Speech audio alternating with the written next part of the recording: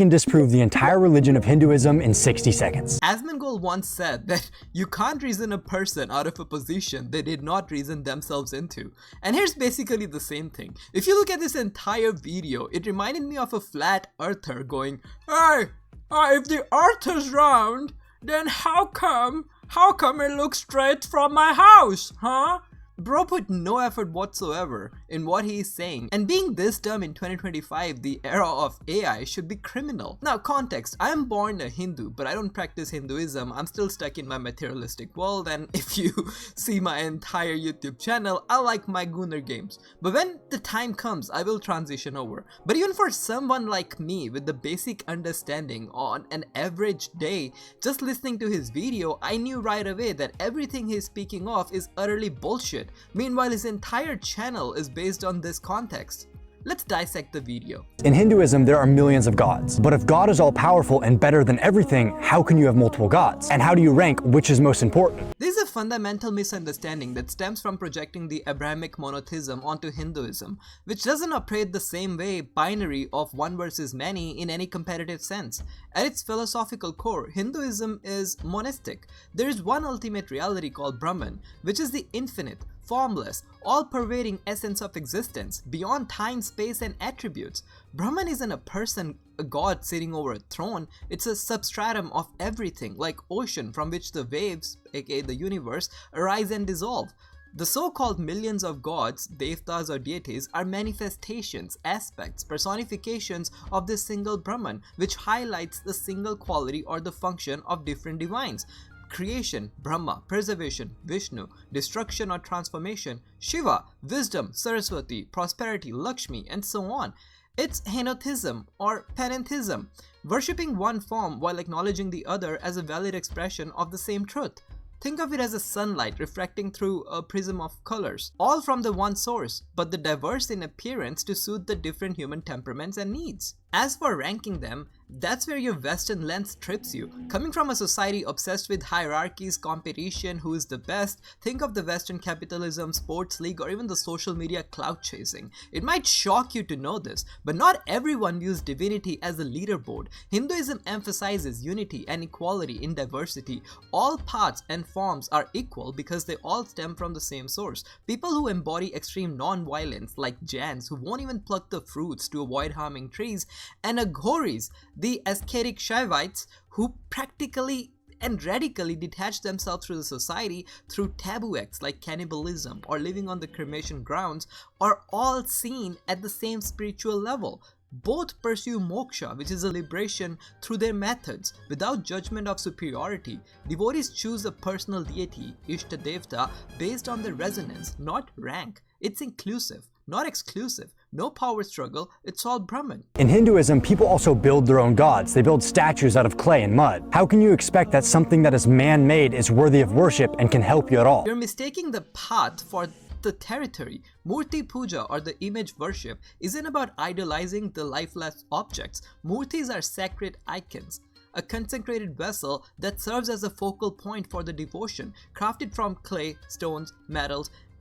They're not built gods, but the symbolic representation designed to humanize the abstract divine, making it accessible for meditation and emotional connection. Through prana pratishtha, infusion of life forces rituals, the murti temporarily becomes a conduit for the deity's presence. Think of it as a phone line to the infinite, not the infinite in itself. The material is transient. After festivals like Ganesh Chaturthi, clay murtis are immersed in the water, dissolving back into its true nature, symbolizing the cycle of the creation and the dissolution.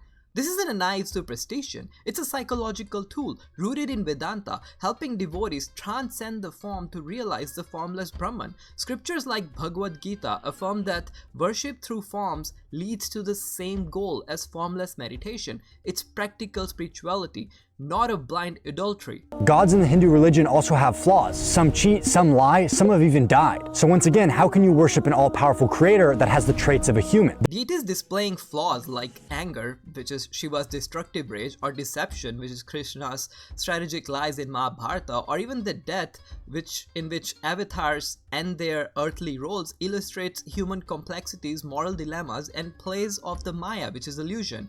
These aren't imperfections in divine, they are the teachings cheating tools. Krishna's cheating teaches the dharma in the context of the ends justify the means for the greater goods. Indra's jealousies warned against ego. Shiva's flaws shows transformation through destruction. At the ultimate level, Brahman is flawless, eternal. The human traits are the leelas or the divine plays or avatars who incarnate to relate to the humanity.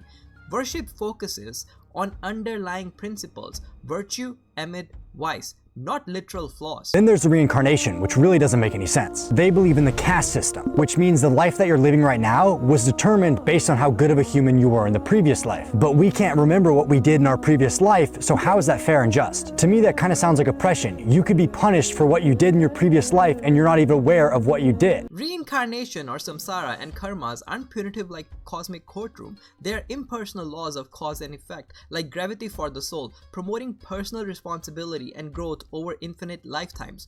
And lack of memory? It's a compassionate design. Forgetting past lives prevent trauma or fixation, allowing the fresh start, while subconscious impressions or samskaras guides learning. Fairness lies in the opportunity. Every life is a chance to accumulate good karma through ethical action, devotion, or knowledge, leading to better rebirths or moksha. It's empowering, not oppressive. Your fate is self-made, not decreed by an external judge.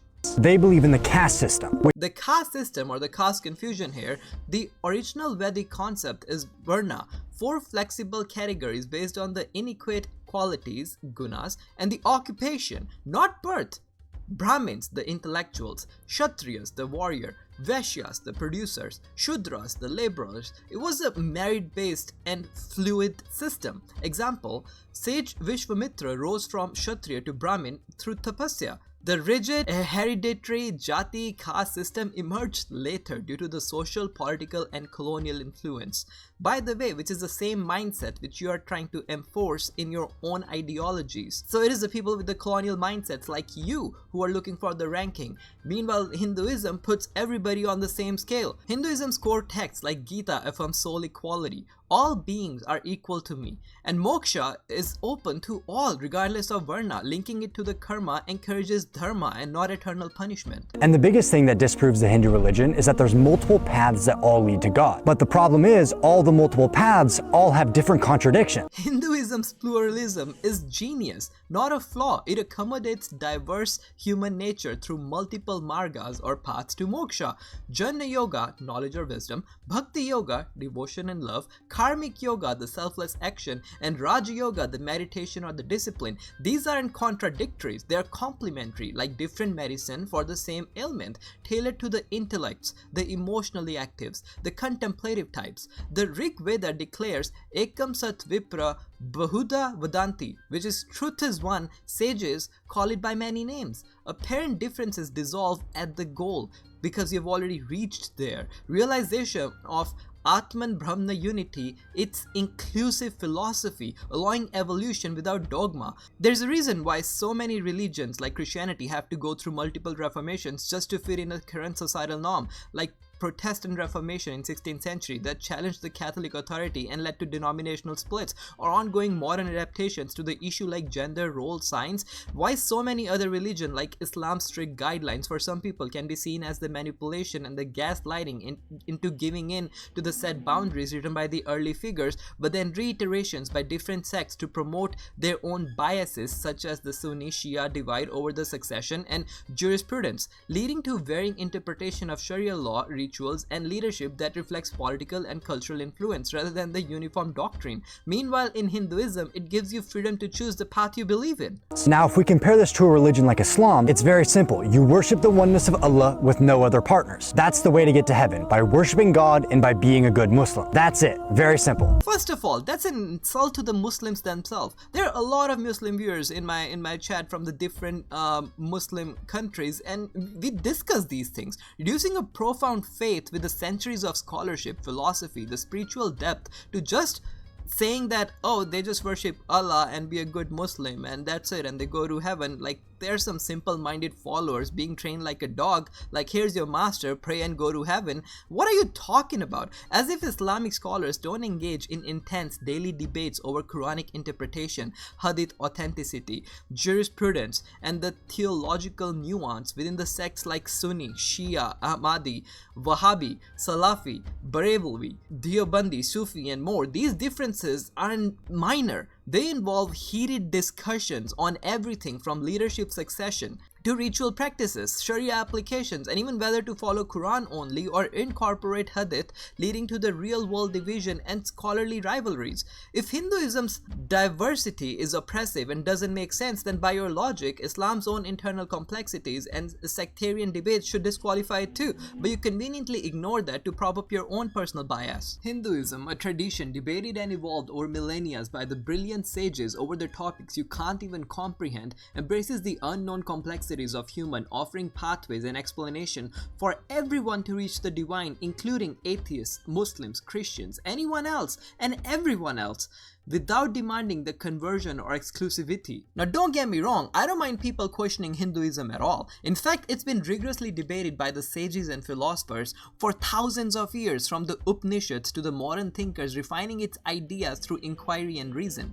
That's the seeker's spirit. And shout out to the inclusivity of the transgenderism and the gender fluidity through Ardhanarishvara, or stories of the gender transformation in Mahabharata like Shikhandi, and the cultural roles of the Hijras as the blessers at the events, showing the acceptance of the non-binary identities long before the modern terms could even comprehend these existed. If you believe in God, you're a Hindu through Vedanta. If you don't believe in God, still Hindu. There's schools like Samkhya, Charvaka, and so on. Transgender believers, Hindu. Non-violence preachers, Hindu. Violence to protect the peace, also Hindu. I understand that you just want to farm some clicks by being a dumbass and investing no energy whatsoever in what you're speaking of.